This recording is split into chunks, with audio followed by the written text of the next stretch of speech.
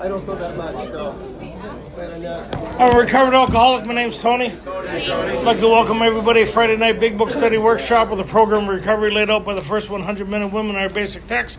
How we open this meetings with the Serenity Prayer, other known as some outside help. No. What do we need for a good meeting?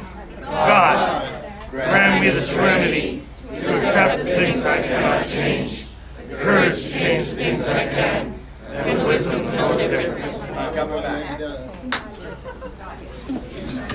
How many people are new to sobriety in your first 5 years? There we go. A couple of people. I got 30 days. I ain't new.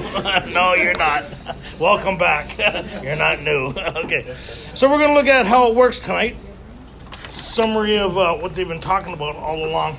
Sometimes we read it at meetings all the time, and we think it's geared toward the new person. New person would kind of get maybe a bit of it, but it's really geared toward the member that's been around here for a while to remind us what this is about and the severity of it, right? Because chapter 5, how would you know if you're new what chapter 5 is talking about? What chapter are they talking about? Come on, work with me. How many people are here right now? Long weekend. Take a big breath. I even gave you the answer. We're talking about chapter 5. What chapter are they talking about? Chapter 5. Right on. And so they're reading about chapter 5. There we go. Welcome back. I don't know where you were, but welcome back. Take a big breath. Join us, kind of click in. Here we go. So this is kind of like a summary of everything they've gone over and the experience of those who've gone through it. So there's two approaches to this. By the time you get to how it works, they're hoping that you've gone through the first 4 chapters in the doctor's opinion, and one of the most important parts of this thing that a lot of people miss is the spiritual appendix in the back of the book that kind of explains the whole thing in essence. So how it works is really saying you don't need to figure anything out. So your job was basically ruining your life. Did you do a good job with that? Yes. That's why we applaud you when you get here. Like, oh, look at that one. The louder the applaud, the better job you did, right? So it's kind of one of those things, right? Oh my God, what I like about newcomers. I was in and out for 11 years, so,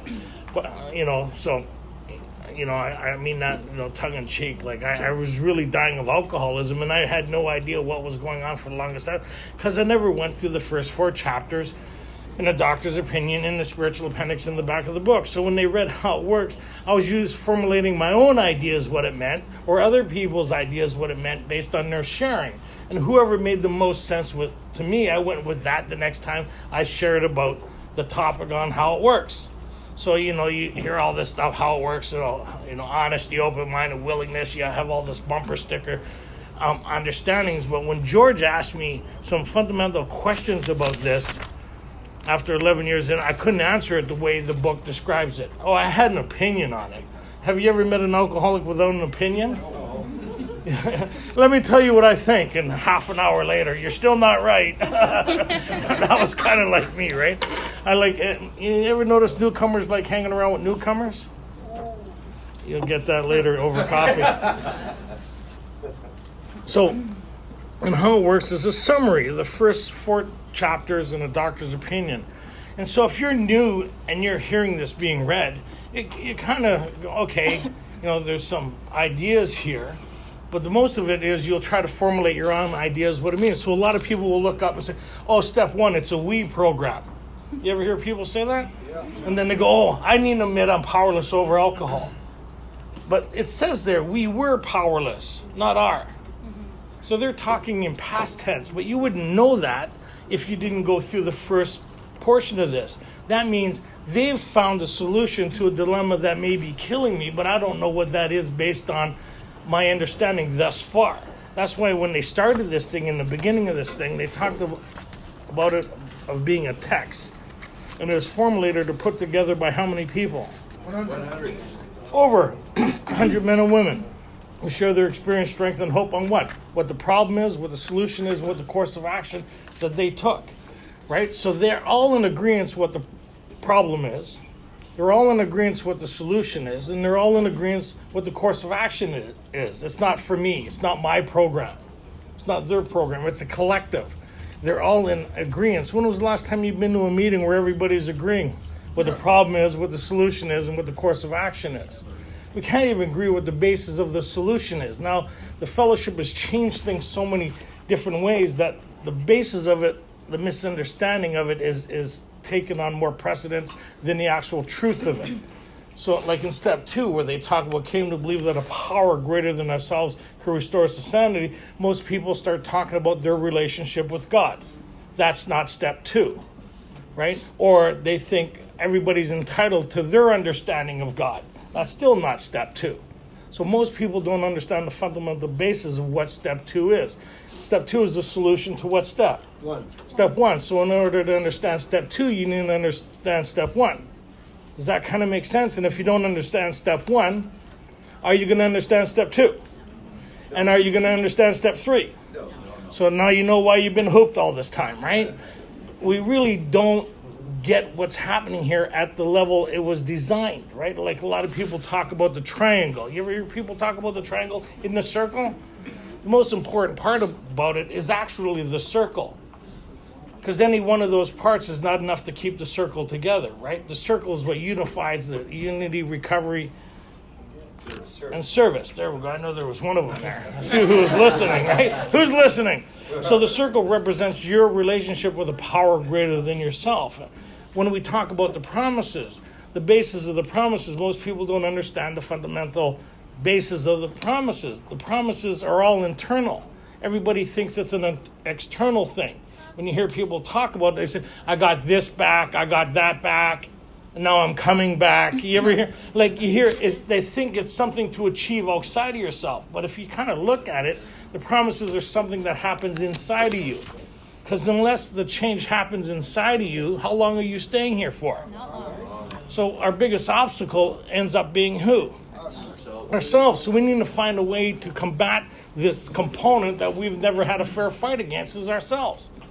Right? So as they start going through here, they kind of we'll read a bit of how it works, and then we'll kind of go through it. So this is put together by 100 men and women who share their experience, strength, and hope, what the problem is, solution, and the course of action. How they recovered from seemingly state of hope, mind, and body. Most people talk about, they say, a hopeless state of mind and body. You missed the most important word, is seemingly, right? So let's look at how it works. What page are we going to? 58. How many people got a book? You can share one with somebody if you want. So in 58, let's just start off with the simple stuff. The first line. I'm Letitia, I'm a recovered alcoholic. How it works. Rarely have we seen a person fail who has thoroughly followed our path. So right there. George asked me that. And what I said was 90 meetings in 90 days. That's what I understood the path to be. Because people who were getting this thing was meetings makers make it. You ever hear that? Why did you relapse? I stopped going to meetings. You ever hear that? So the solution's got to be meetings. And everybody refers to the fellowship as the program. You need to get a program. That means I need to get 90 meetings, 90 days, a home group. You hear all this stuff that's helpful, but it's not the solution to alcoholism. It gives you the impression it is. If I go to meetings, right, and just don't pick up, I'll be okay. So it gives you the impression that you're in an alcohol-free zone. As long as you're in a meeting, you're not suffering from alcoholism. Anybody ever have that impression? Yes. And then you relapse, and anybody really surprised that they've ever relapsed here? You ever notice you're the only one surprised? So we come back and go, I never really did it last time. We know. We know that. How do you know? Well, welcome back. So it says, rarely have we seen a person fail who has thoroughly. We read that as somewhat. And if you don't know where the path is and you don't know what they're talking about, then you formulate your own program. Well, my program, my steps, I'm working on this step, I'm working on me, I'm working on 6 and 7. I'm doing the treatment approach to recovery to overcome alcoholism. That's not our approach to the solution of alcoholism. There's nothing wrong with that stuff. It's an outside kind of thing that's being brought into our fellowship. That's not our solution. self-help in the kind of like, you need to apply this stuff, but the solution that they talk about is something outside of ourselves that we discover within inside of ourselves. So rarely have we seen a person fail who has thoroughly followed our path. Where's this path? First portion. Basic text. Yeah, how many people knew that? They're listening to how it works. That somebody had to teach us that the first portion is the path. It's a spiritual kit of tools laid at our feet that we implement within our lives to create this change that they've experienced. So rarely have we seen a person fail who has thoroughly followed our path, not somewhat. How many people can honestly say in the past that they've thoroughly followed this thing? How many people can honestly say they've thoroughly followed their idea of what this thing is? Right?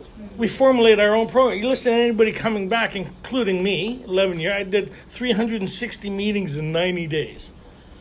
I got a 3-month chip. I just turned 27 years old. This is after 11 years of in and out. I came out here in 87 to change my whole life. This is 89 now. 2 years of living in AA just to get social enough to understand what the hell's going on. I took the chip, gave the best talk you ever wanted to give on my ideas of what this was all about. Acceptance, surrender, the promises, my job, my girlfriend, my home life, all the promises, all this external stuff, all the bling. Look how great everything is. Right? I got everything that I thought was recovery-based. An hour later, I'm drinking. Then I come back, and I'm telling everybody how I'm going to do it different this time. Why didn't you come up with that idea before? Anybody ever relapse here? What's the first thing you do when you come back? You tell everybody how you're going to do it different this time, right? This is what I'm going to do different. Okay, when you ask us what you need to do different, then you might have a different story. We don't ask that, do we? Look I've kind of ruined everything. I left to my own thinking. It doesn't turn out too well. The most common theme I seem to have, well, that didn't go as planned. Anybody have that kind of theme? Mm-hmm. Or why is this always happening this to me? Or the one I like the best is, I chose to go back out. Oh, really? I ain't you special. Like, why would you choose to do that to you again? Well, I'm a bit of a masochist and it's too expensive to go pay for that kind of punishment. So I thought, sorry, supposed to reel me in. Okay, back to the book. Causing a lynch mob here. Okay. All right, those who do not recover are people who cannot or will not completely give themselves to this simple program. So there's only 2 groups of people who don't get this. So if you've been in and out, you're in one of those 2 categories. Oh, got quiet in here, right? So yeah, I didn't like the idea. I was a will not too for 11 years. But if you don't know how to do this or have the information to follow through with this, then will you know what to do? Will you come up with a sufficient idea on how to do this without the guidance of somebody else? That's why they put it in a basic text, right? To have somebody else guide you through this. Bill was trying to get sober for how long? About 5 years. How many times did he end up in treatment? 3. What was the difference the third time compared to the first 2 times? Remember the second time? He was desperate the second time. He had all the elements we hear as the starting of recovery. He hit bottom, surrendered, had acceptance, and was willing to do anything to change his life. Wouldn't you say that's the elements? Then he should have left the hospital and had a whole new story, right? But what's missing from his story is the solution to alcoholism, right? It's not a behavioral problem. If it was a behavioral problem, he would have been able to fix himself long ago. But he suffered from an illness. There was a component that he couldn't see, feel, and touch until it was happening, and that's the insanity of the first drink. So when he left the hospital, what kept him sober for a bit? Fear. How many people try to stay sober on fear? What that means, think it through. Remember when. Play the tape through. That's fear-based sobriety. Get up every morning and remind yourself, just don't pick up. Under any and all conditions, don't pick up. We're not that type. We pick up under any and all conditions. We don't need a condition. Anybody of that type here? If you could stay sober, you hear people say, I stay sober under any and all conditions. I tried. Anybody try to stay sober under any and all conditions? Yeah. Anybody more baffled than you when you went back out again? Everybody around you kind of knew it was coming, But you're the only one kind of surprised that you went out again. And then after a couple years, you kind of get into like, holy smokes, there's something serious going on here. But still. So, and then those that do this, what do that happen? So those who cannot or will not, what do they mean by cannot? Be honest with yourself. Right? If you're incapable of processing information and assessing your life based on the information you're getting, are you constitutionally capable of being honest? No. Right? If you can't honestly look at your life, are you constitutionally capable of being honest? No. So that's the big factor. And some people are constitutionally incapable of being honest with themselves. How many people thought you were of that type? I went to Chuck. I said, Chuck, I think I may be one of those guys who are constitutionally incapable of being honest with myself. And I thought he was going to agree with me. He says, then you would have never came up with that idea. Damn. I'll see you Tuesday at the step study. Any loopholers here? Let's go over this again. Anybody try to cheat? Go through the back of the book. Make sure there's no entrapment happening. This is really okay. So there's two types. Okay. Usually men and women who are constitutionally incapable of being honest with themselves. There are such unfortunates. They are not at fault. They seem to have been born that way. In the last 30 years, I think I've met, out of the hundreds of thousands of people that have been through here, I think I met 3 people like that. You just talk to them, they just don't, it's pretty wild to see when you see it. They just don't see it. They just don't see it whatsoever. There's no remorse, no nothing. It's just like get hammered, end up in hospital, all kind of hell and mayhem. They come back here, they're going to get their life back together again. They think no problem, and then they just don't do it. It's really wild, right? So what AA does for a lot of people is prolong the inevitable. You know what the inevitable is for people like us? Die. We die. We die an alcoholic death. So where they would have died, say, within 5 years, they were able to last 15 years. Right? We prolong their life because they come in here and get rested up. Any resters here? Get rested up, get things back again, get some health, and then they're gone again. Anybody know a lot of people like that who aren't here anymore? So either they're of that type or they haven't been presented the solution sufficient enough for them to pursue. So they talked about that earlier, right? When 2 members of Alcoholics Anonymous visit this person who couldn't get sober and presented the ideas contained in this book, the other person did those ideas and they recovered never to drink again. Bill was one of those people, right? He struggled for 5 years. Who showed up in Bill's life to carry this message? Abby, sitting at the kitchen table while Bill was drinking, right? The third time in treatment, what was different is Abby took him through a course of action, right? Based on his own experience that somebody carried to him. So that message was put in here, right? So if you have somebody that's sponsoring you, they should be taking you through this. If they're not taking you through this, they're not really sponsoring you. What they are is your friend or self-appointed guidance counselor or codependent. Sorry. Well, a lot of people think sponsorship and actually they're having codependent relationships. Right? Because the idea of this thing is when you go through it, what becomes your guide or your sponsor or your director? Your relationship with this power, your source. And what you end up doing with a sponsor is when you go to a sponsor, you go, hey, I'm having a problem in this area. Your sponsor won't tell you how to do it. He'll tell you how he applied these principles that created a change sufficient enough to guide you through that obstacle. There's a big difference between running somebody's life and showing them how to apply these principles to their life so they can have their own experience. We share our experience, strength, and hope, not our opinions, our ideas. Big difference, right? Anybody ever try to share their opinions with you on how you should fix your life? Anybody been really interested in how you should fix your life long before you were interested in how you should fix your life? Everybody got an opinion about us, eh? Long before we were even... But when we wanted some help, who seemed to help us is those who had the practical experience based on the same problem. They found an answer. That's what they're talking about here. All right. They are naturally incapable of grasping and developing a manner of living which demands rigorous honesty. Their chances are less than average.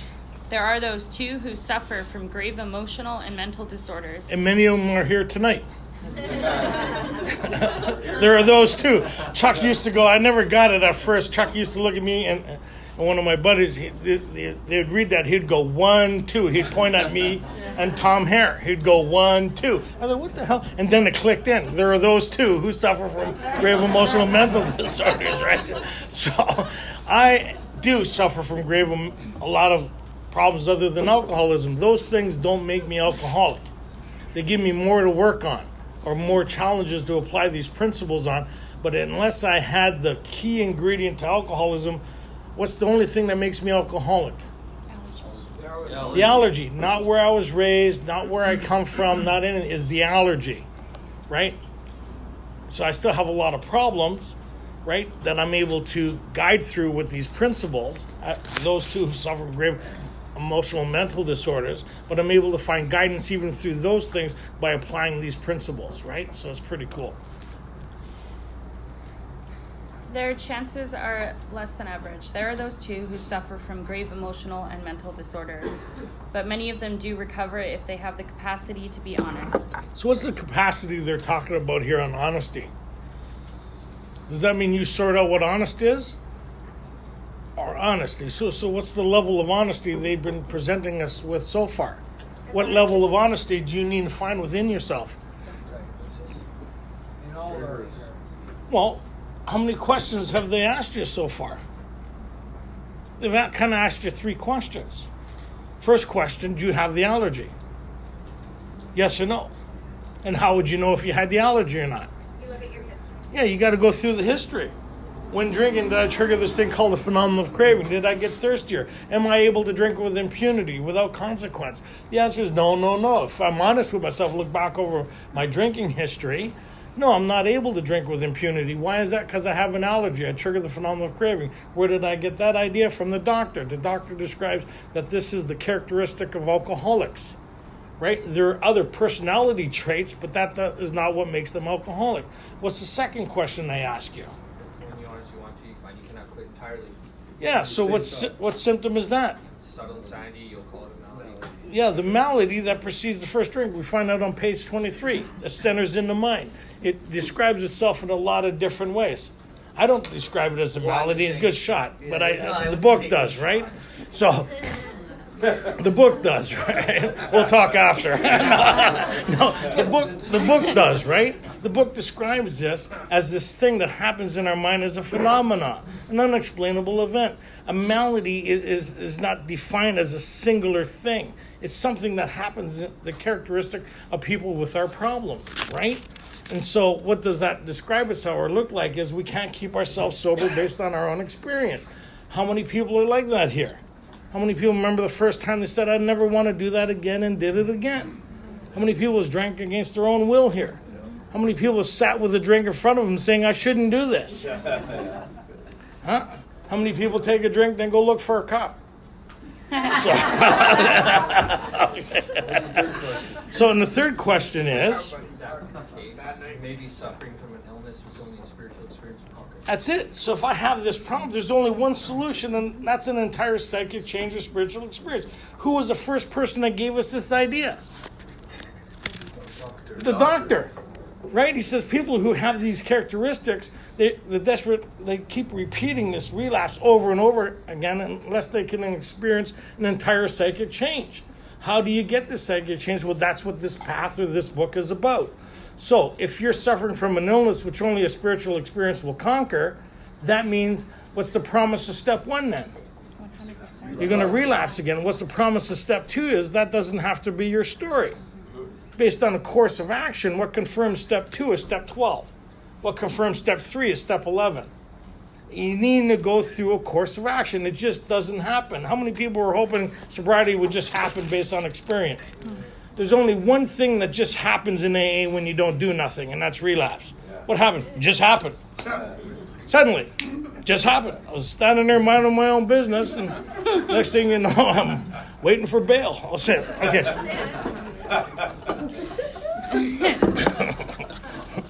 Sorry. It's true. Yeah. Our stories disclose in a general way what we used to be like, what happened and what we are like now. So not what it was like, what we used to be like. Two different conversations. If I talk about what it was like, a lot of people in this room would identify. But in most meetings, most people wouldn't identify what it was like. If I talk about what I was like, it would have the characteristics of the allergy and the inability to stay sober based on my own experience. How I kept on relapsing over and over and over again, in spite of all the promises, in spite of all the consequences, in spite of everything I tried on my own resources, I kept on finding myself loaded. Anybody have that identification there? The what happened part isn't treatment, detox, or jail. The what happened part they talk about is the same in Bill's story. It was when Abby took Bill through a course of action and he experienced, or we experienced, and they experienced a psychic change or spiritual experience as described in the Spiritual Appendix in the back of the book. Having had a spiritual awakening as the result of these steps. What's the purpose of the steps? Is to create this change based on a relationship that I formulate through this course of action. What's the main purpose of this book? Is to formulate this relationship with power. What's my problem? Lack of power. Where and how am I to find this power? Well, that's what this book is about. All I need to do is be willing enough, beaten up enough to stop arguing, to go through this. And if I do what they did, I'll get what they got. Rarely have we seen a person fail who has thoroughly followed our path. When I go through this, I become a part of the collective.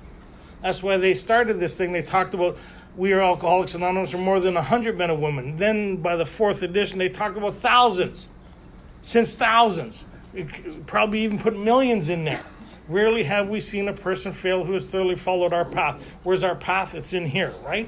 So what we used to be like, what happened is this course of action to bring about this psychic change or spiritual experience, what I'm like now or what we are like now by living and incorporating these principles. Having had a spiritual awakening as the result of these steps, we try to practice these Principles. and in all our areas of our thinking, which I'm still trying to work on. Anybody here? Yeah, all my affairs, I thought, I'm going to like this place. No, sorry. Had to get that explained to me. A lot of things had to explain to me. I remember in 12 and 12, I said, now the acid test. I thought, yeah. Where do you sign up? My sponsor said they don't mean that either. Okay. I know it's hard to believe. I wasn't well when I got here. Easy. Okay. If you have decided that you want what we have and are willing to go to any length to get it, then you are ready to take certain steps. It's not what I have, it's what we have, right? And even if you looked at what do I have, is the solution to alcohol. It's not what I have personally. I'm still trying to get rid of some of the stuff I got, right? But you hear people, I wouldn't want what he has. How do you know? Do you know what he was like before he did the steps? Oh, wait a minute. If you've seen what I was like before this incorporated in my life, you seen the magic that happened here, you'd want this. It's like, well, yeah, I'll have some, if that's what it did to that guy, and I could have some of that, to have a part. Yeah, okay, I want some of that. And that's what they're saying. If you want, well, what is this thing that we have? Well, it just went. Well, it's a solution to the thing that's killing me. They're saying that since these people that went before, since they've done this, they've entered this relationship with something great that revolutionized their whole attitude and outlook upon life. I mean, it changed them from the inside out. It put them into the 4th dimension of existence. They live a life far beyond anything they could ever imagine. And they said they got that as a result of doing something that don't make any sense. That's why it doesn't say, hey, when this makes sense to you, then you can do it. That's why it says, if you want what we have. Well, I like what you have, but you're saying you used to be like me? You used to suffer from the things I suffer from? You're no longer suffering from that? How did you get to what you got? Well, this is what we did. It doesn't make any sense. Good. It's going to work. Well, what makes you say that? Because you've been doing everything that makes sense to you, and look at you. Sorry. That's what my sponsor said to me. He was very insensitive. I'm not like that. Okay. 30 years later. Beep, beep. Okay. At some of these, we balked. Any balkers in here? Oh, yeah. We thought we could find an easier, softer way. And if anybody can find an easier, softer way, it's this crowd, eh? Mm-hmm. Huh? Ask a friend. There's got to be an easier way to do that. How many people have tried to find an easier, softer way? How many people just tried to ignore it? How many people just tried acceptance as the answer to all your problems? How many people just brought it to a meeting and hope it went away? But it doesn't go away, right? These things don't work for people of our type. What's our type? Of the alcoholic type. There's only one thing that seems to save our types from ourselves, and what's that? Entire psychic change. Unless that happens, what's our fate? Welcome back. But we could not. With all the earnestness at our command, we beg of you to be fearless and thorough from the very start. Some of us have tried to hold on to our old ideas. What's that? Some of us have tried to hold on to our old ideas. Yeah, we could be our own solutions. I've formulated my game plan on what's going to get me sober this time. Here's my recipe for my program. I'm working my program. I'm working my steps. I'm doing my steps, though they're not going to work if you're doing your steps. If you're of this type, they're not going to work. You've come here looking for a solution that you weren't able to do on your own. If you were able to come up with a solution to your problem, you wouldn't have came here looking for a different solution other than the one you've been able to formulate. Yes or no? Right? So they're saying here that my sponsor said any idea that's not based on book, unless you can show me where you get your idea from, then it's an old idea. My ideas was I'd be able to stay sober on step one. My ideas was I'd be able to stay sober based on just not picking up. My ideas was if you could just think it through. My ideas was if you had enough pain, then you'd be able to stay sober. Anybody? Yeah. Just don't do it. Just don't pick up. Is that old ideas? My old ideas was when I'm in trouble, I'll phone somebody. Just before I pick up, I'll make sure I phone somebody. I won't go to slippery places. I won't sobriety. What happened? I forgot sobriety. So if those things work, do you think they would have put it in here by now? Yeah. Rarely have we seen a person fail who has thoroughly thought it through. Rarely have we seen a person fail who has thoroughly gone to meetings. Rarely have we seen a person fail who has thoroughly become dependent upon another human being known as a so-called sponsor. So these things that try to keep me sober aren't going to work. So there's only one thing that I need to get through my head that I need to have happen in order for me to survive me. And what's that? Psychic change or spiritual experience. I need to adopt a whole new way of looking at things by those that went before me. Rarely have we seen a person fail who has thoroughly followed our path. That means, you know where that idea comes from? It's from the Second World War. Or it could have been the First World War, I'm not too sure. Is when they used to look for landmines. And what happens is somebody would go, and that would be their job to find landmines. And what they would do is make a path through these landmines. They'd say, rarely have we seen a person fail who has thoroughly followed our path. How well would you follow that path? So if you had any old ideas on how you'd be able to find the existing landmines, would you want to exercise that as you were going through that path? No. So that's what they're saying. If you put your foot through it and do what we did, you'll get through it. But if you want to go poke around with a stick or make your own path, good luck. That's called, rarely have we seen a person make it. So we've all done our form. How many people have done their own program of recovery here? How about welcome back? Is that a fair, right? How many people has relapsed as a result of formulating their own ideas? How many people has relapsed as a result of this course of action? Kind of weird. I'm always hoping. Wow. Okay. Remember, I've been in this gig 41 years. I'm 57, so that means my first meeting I was 16. At 11 years in and out, 360 meetings in 90 days, 3-month ship relapsing. This guy conned me into a big book study. Conned me. I was so sick. I'm sick. I thought just a bit of bad luck. Yeah, 11 years of it. I just couldn't get it. That's why, because I didn't know the information being presented to me. I can't formulate new information if I don't know what that is. Because nobody ever took me through this. All I did was fellowship 12 and 12 in treatment centers, right? And inspirational books and counseling and therapy and psychiatry. People have been very interested in me since junior kindergarten. I've had my own assessment worker since junior kindergarten. I've had probably files all over 13 different schools, not counting the same ones twice. Custody of the ward at Children's Aid Ward at 8.5. If there's a way to work a system, I know how to work it. I know how to work a system. Believe me, I sat with the most genius type minds, the best of society. In the places I sat in, we all got to gather together in gated communities, talking about how to better formulate our plan. Some of you don't get that. Genius type minds. I always like the guy that goes, here, use my lawyer. He's good. Okay, so yeah, exactly. Here, use my plan of recovery. Okay.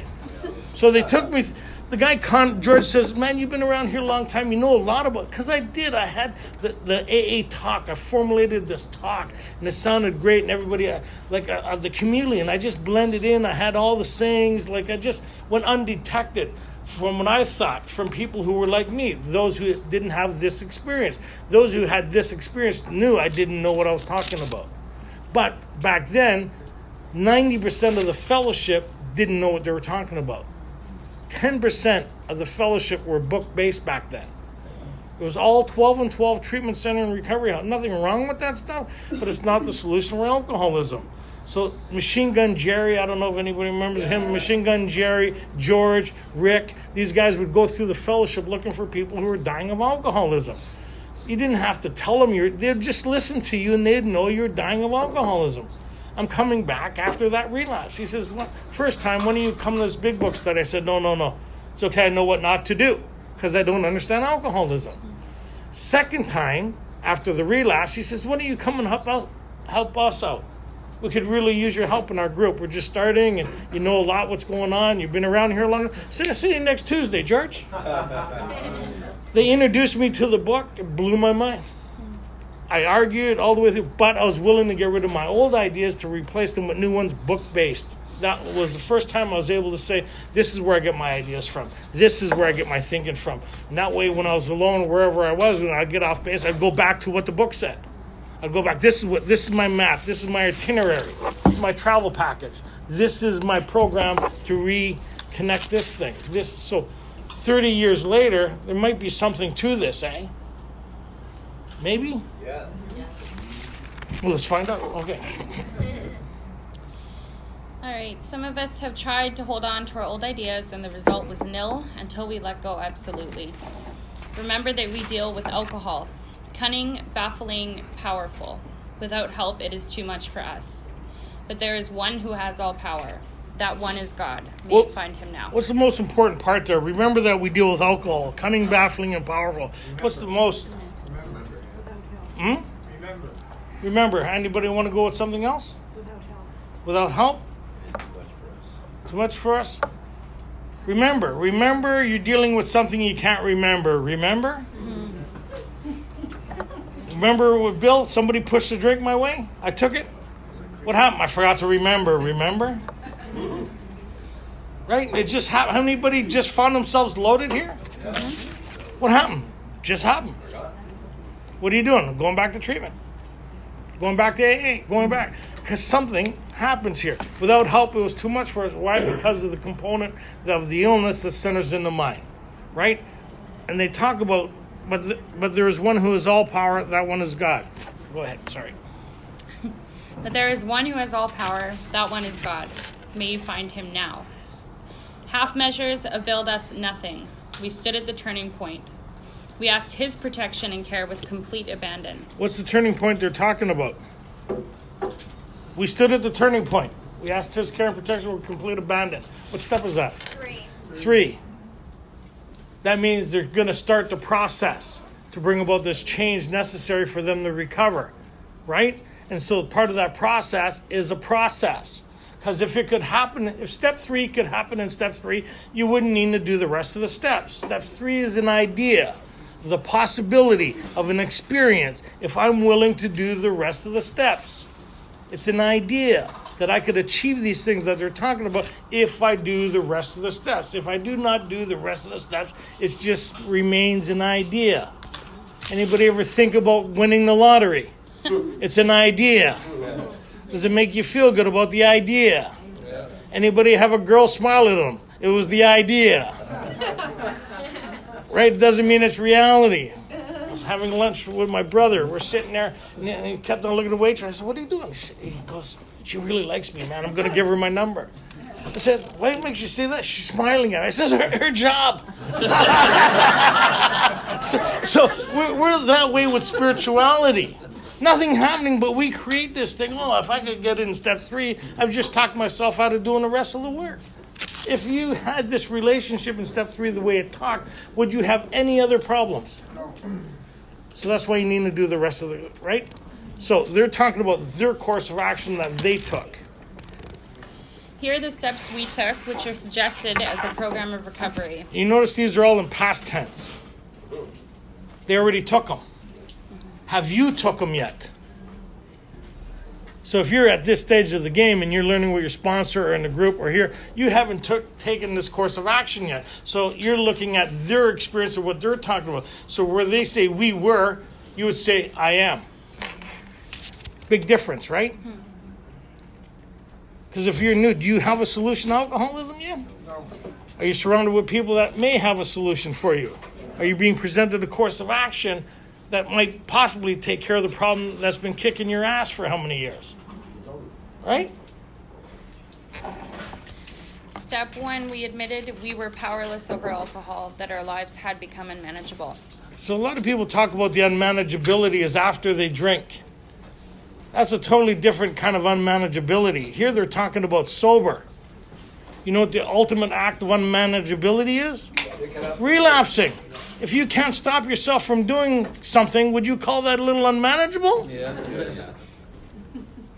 And if your problem's after you drink, then just don't do it. But I forget not to do it. So your problem's before you do it. Where do you learn that? More about alcoholism. There is a solution. Doctor's opinion, Bill's story. My problem's stone cold sober because I suffer from alcoholism. As long as that component's there, what's the likelihood of my recovery? Zip-ola, I can stay sober for months or years given good reason, but tick-tock, the promise of step 1 is coming. But they say that doesn't have to be your story. We have the second part of this.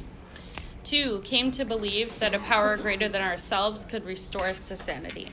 And what they mean by that is a psychic change or spiritual experience obtained through a course of action by tapping into this inner resource of strength that they call a power greater than themselves. Where and how were we to find this power? That's what this book is about. Where is it located? Within.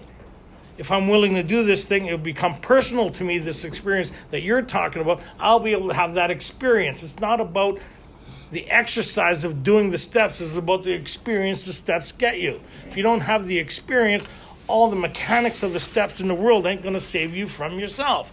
So the main purpose of this thing in step 2 is obtaining the psychic change or spiritual experience, which is the solution to step 1. Because as long as alcoholism is present in my life, what's my fate? Relapse. Step 10 talks about the problems removed. What problems removed? Alcoholism.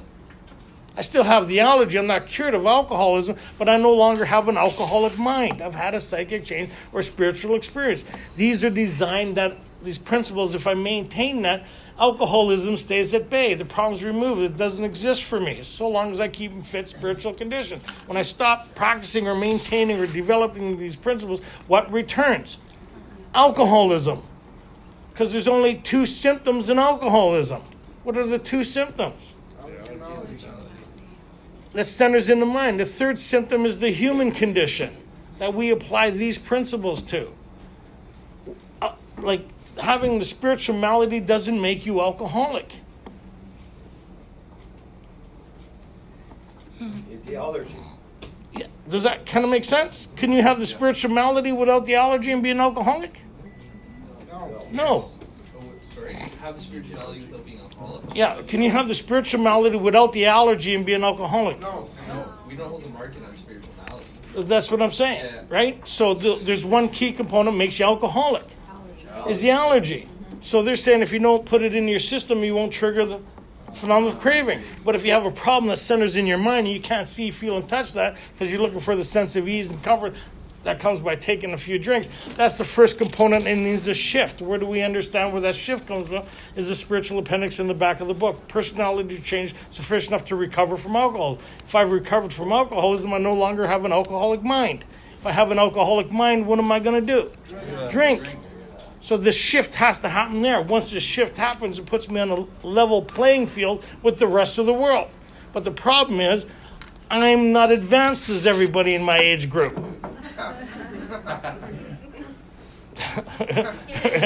Some of you picking up what I'm saying, right? Yeah, pretty hard, Anyways, going through puberty at 57, you know what I mean? Okay, okay, go ahead. You look really weird throwing a tantrum on the floor of Walmart. Okay, sorry, go ahead. 3, made a decision to turn our will and our lives over to the care of God as we understood him. The care. I hear people say, I give. No, it says care. If you're going on holidays and you have a prized possession, your dog, and you went to your best friend, hey, I'm going away for a little bit. Can you look after my dog? Can you take care of it? Is that the same as giving it to them? No. Would you expect it back? Yeah. Would you? Yeah. Yeah, well, that's what step 3 is, the care of, because you can't take care of it right now. There's something fundamentally wrong. You're going to trust this process. Step 11 says, here, you can have the dog back now. I don't know why I use that analogy. Here, you can have you back because sanity is returned. Right? Sanity is returned, and now we get our will back. Now you get to have this relationship that you agreed that was necessary in 3. It's step 11. You're in partnership with. It's not a dictatorship. It's a marriage. You're in counsel with. In the morning, hey, honey, anybody married here? The guys, you got the honeydew list? Your life's all planned out for you, right? Sorry, a personal thing. Okay, so they go through this course of action in step 12. So steps 1, 2, and 3 is like dating. Anything could happen at any time without your knowledge. Anybody ever think they're doing really good in a relationship? Get the call? We're not working out. And you're shocked? That's like relapse. Oh my God. Like you're gone. Steps 4, 5, 6, 7, and 8 is the engagement. You're engaged. It's more serious now. You're beyond dating. You're engaged. Like you see the benefit of developing this life with this person. Steps 10, 11, and 12, or actually 9, 10, 11, and 12 is the marriage. It's actually 9, 10, 11 is the marriage. It becomes a way of life. You work through all the stuff that gets in between the relationships so you can enjoy your life on a daily basis. Why I could enjoy my relationship with not only a power greater with my wife is because there's nothing from the past coming into our relationship. That's what the steps are like. In order for me to enjoy my life, there can't be nothing from the past I'm still carrying, tripping, or weighing me down. How am I going to enjoy today or the possibilities of what tomorrow may bring if I'm still being crippled by the things in my life? So that means if I'm enjoying my relationship with my wife and the next keeps phoning, how long am I going to be enjoying my relationship with my wife? Not very long. Not very long. If I stop showing up at home, that's kind of like the marriage. But if I'm engaged doing what I need to do on a daily basis, what's my marriage going to look like? What's my life going to look like? That's what they're talking about here, which is step 11. So when we look at 12, on the next page. 12, having had a spiritual awakening as the result of these steps. So there's one specific purpose for doing the steps. If you change the to an A, having had a spiritual awakening as a result, does it change the whole meaning? Yeah. Yeah. If you listen, this is how the fellowship works. They don't even know they're doing it. They hear so many people say it one way, they start saying it another way, even though they're reading it. Yeah. Listen, when people read it, they'll say as a result. But you're looking at and that's the same with the steps. People will do what they're taught by people who really don't really understand, and they go with that instead of what the book says. That's why there's the confliction is my inability to be, I'm too rigid. When you're rigid, you're not open-minded, and you're hanging on to your old ideas. And if you're rigid and not open-minded, then you'll be stagnant by your own right? Your own thinking. So this is all about continuously being willing to grow in effectiveness and understanding. So when you look at that as the result, there's only one purpose for doing the steps. And what's the one purpose? Spiritual awakening. And that comes as a byproduct of what? These steps. As a relationship with a power greater than yourself that becomes personal to you based on the collective. Now you have the collective experience of everybody that went through this. It's not for you anymore, it's for us. This is the illness as we understand it. This is the solution as we understand it. This is the course of action as we took, and it's the same experience for every single member. They've tapped into an inner resource of strength. Now, if you start getting caught up on the type of car it is instead of the vehicle of it, then you miss the point. Right? If we're in here, hey, we need to get from here, we need to get to Whistler, we have to be there. Okay, I got this vehicle, I got that vehicle. Okay, we got everybody in the vehicles. We need to use these vehicles to get there. Right? Makes sense. Now, if I start, well, I got a Bentley. Let me talk about my Bentley. It deflects from the general purpose. Does that kind of make sense? When people go, well, I'm a Christian or I'm a Buddhist, or they start getting into the title, they get away from our idea. It's not how we understand it. That's why when they say, as we understand it, the basis of that is outlined in We Agnostics. And it talks about it on page 54 and 55. They talk about this resource that's fundamentally in every woman, man, and child. This thing that's within us, that's always been there. It's this beacon, this life force, whatever you want to call it. Our more religious members call it a God consciousness. As the result of these steps, they've tapped into this thing. In the back of the Spiritual Appendix, all our members, with a few exceptions, have tapped into this inner resource of strength that we identify our more religious members with God. We call it power, source. And we become personal, having sought through prayer and meditation to improve our conscious contact with God as we understood Him, right? Praying only for knowledge of His will for us and to power. It's all about power. What you call that is secondary. Who cares? But the fundamental idea is the same for all of us. It's like talking about relationships without the labels. That's what this is kind of like. If you got a table full of people based on culture, Muslim, Christian, Hispanic, whatever, all different. Imagine ethnic groups, lesbians, gay, whatever, all sit and talk about, and they started talking about their taught idea about relationships. How do you think that relationship's going to go? The two gay couple are going to talk to the Christian and Muslims about relationships. How do you think that conversation is going? Based on culture, and that conversation is not going well, eh? It's going to be a war. So that would be how they understand it individually. Now, if we talked about what relationships are collectively, as we understand what a basis of a relationship is, how do you think that conversation would go? They talked about their relationship with their kids, their wife, their in-laws, society, the inner, right? They talked about those principles. That relationship's going to go really well, right? So the second half of how it works talks about this change that happens as the result. We tried to carry this message to alcoholics and practice these principles in all our affairs. Not a message, this message. It's the same message. If you're carrying a different message, it's because you never did this. If you did this and felt the magic and the beauty and the wonders of it, then you'd want to carry this message, like Bill did lying in the hospital room. And if you did this message and you're changing it and carrying it to somebody else, then you're an irresponsible member of Alcoholics Anonymous. Oh, did I say that out loud? Sorry. Okay, go ahead. Many of us exclaimed, "What an order, I can't go through with it." How many people have been there? Yeah. You got a 9 you got to do. You got to maybe get rid of step 6 here, something you've been carrying, maybe this grudge or this problem, this pain. How many people had to face something within inside of themselves and thought, what an order? Remember, willing to go to any lengths means within inside of you. Where's the stumbling blocks? Inside of you. The problem, the conflict's within inside of you. It's not within inside of the world. When you find a challenge, it's within inside of you. You find that really wild when you get to that. My conflict isn't with these people, places. Well, some of them were. I just stay away from those places where they talk about 9, when to do so would injure them or others. But if I made peace with inside of myself, then I'm no longer in conflict with them. Does that kind of make sense? Yeah. Do not be discouraged. No one among us has been able to maintain anything like perfect adherence to these principles. We are not saints. Close though, right, guys? Close. We spend a lot of time beating ourselves up for not hitting the mark, don't we? Huh? Sorry.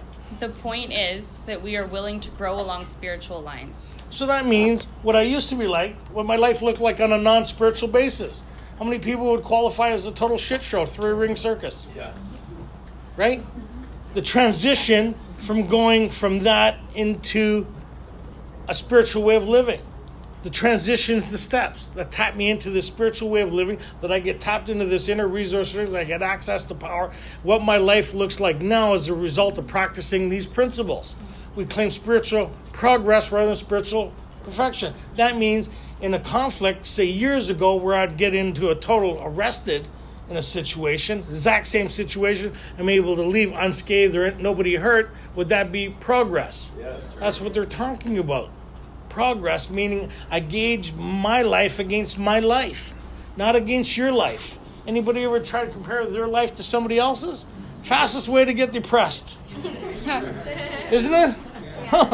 Oh, when you want to feel bad, now you know the recipe. Find somebody doing better than you and concentrate on them for a while.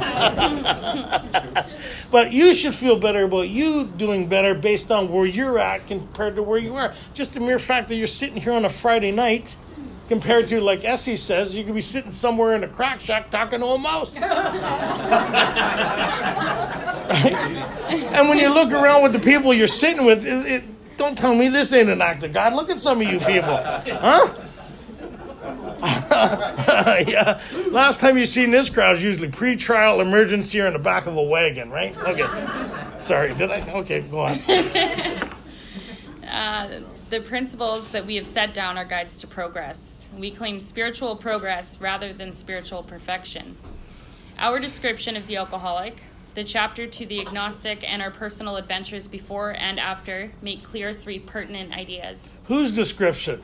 Theirs. Theirs, not yours. Did they say here? No. Well, we've told you everything. What do you think? Formulate your own ideas. Explain to us what you think. Have they asked you what you thought yet? Never, not once. You'll catch on about 11 years sober why that is, right? You notice they don't ask you a lot of questions? You know why? Because they know you'll lie. You just start lying. Ever anybody just start lying and you know you're lying and you don't mean to be lying, but you're just lying because there's something to do? Just my lips start moving. It's kind of like, I shouldn't be saying this, but why not? Might as well keep it going now. Okay.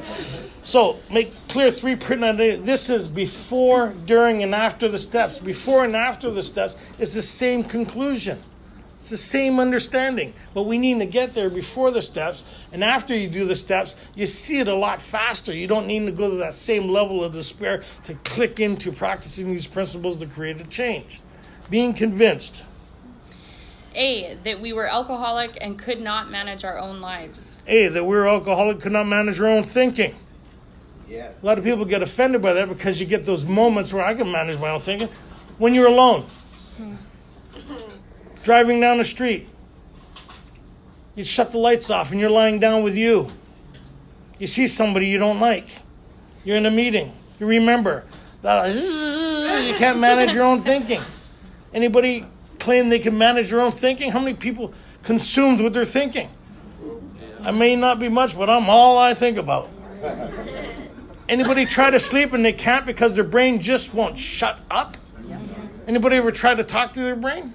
Listen. No. You listen. Okay. It's like you're narrating your own Stephen King movie in your own brain. You're sitting over there popcorn going, oh my God. There's nothing happening. Then they call halftime and you go, oh yeah, I'm in a meeting. Like, anybody's brain ever take you somewhere? That's what they're saying. If you can't manage your own thinking, you're pretty much hooped, right? That's what the psychic change and spiritual experience is about, is realizing is the separation that you are not your thinking. It's really wild. I was talking to my guys about this the other day. I was talking to this other part of my brain. I was making toast and it started talking to me. I said, oh yeah, you can talk to it when you recognize it. But when it holds you hostage, you think it's you, right? So I know I'm spiritually fit when I can talk to it. And I'm making a honey sandwich, right, with peanut butter and it says, thing goes, maybe that's not bee pollen. Maybe they'll find out it's actually, bee shit. That's created all that stuff. I hope you enjoy your sandwich. And I go, you're a funny guy, eh? And then he goes to guys and ways, and he says, who are you talking to? I says, it's a private conversation. So I'm able to talk to this thing, right? So it doesn't possess me. It comes up with the weird. Anybody have really weird thinking here? So when you're able to acknowledge it's not you, it doesn't have power. But when you don't realize it's you, it has a lot of power. That thing it talks about and the things it says and the thing, it knows you better than you, and it knows how to get you into the maze of your mind. And once you're in that maze, there's no getting out. You got to cause a distraction. Anybody able to cause distractions here? Anybody like anger, diversions? Anybody great at causing a diversion here? That's the escape route out of our mind, what causes more problems, right? B. That probably no human power could have relieved our alcoholism. We found alcohol is but a symptom. Alcoholism is a symptom to an underlying problem, right? So if your thinking's whacked, how are you going to be feeling? If your thinking's way out there emotionally, how are you going to be? And if you concentrate on your emotions, you're going to be even more whacked. In order to straighten out your emotions, you got to straighten out your thinking. In order to straighten out your thinking, you need to be C. That God could and would if he were sought. What? Straighten your shit out, man. Okay. We have the worksheets for those who want to get involved. Anybody want to get online? We have a big book, private big book study workshop. So, what seems to be the key ingredient to long-term sobriety? God. Grant me the serenity to accept the things I cannot change, the courage to change the things I can, and the wisdom to know the difference. Can we get help cleaning up in the back? Everything? Awesome.